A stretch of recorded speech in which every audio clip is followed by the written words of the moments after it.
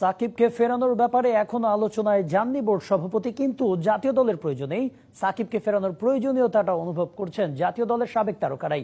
Habibul Bashar Suman, Khaled Masud pilot, Sanowar Hossain সবাই performance ও নেতৃত্ব গুণের জন্য এখনো সাকিবকে ফেরানোর পক্ষে। শুধু বিসিবি নয়, এই ব্যাপারে সরকারের পদক্ষেপের দিকেও তাকিয়ে তারা।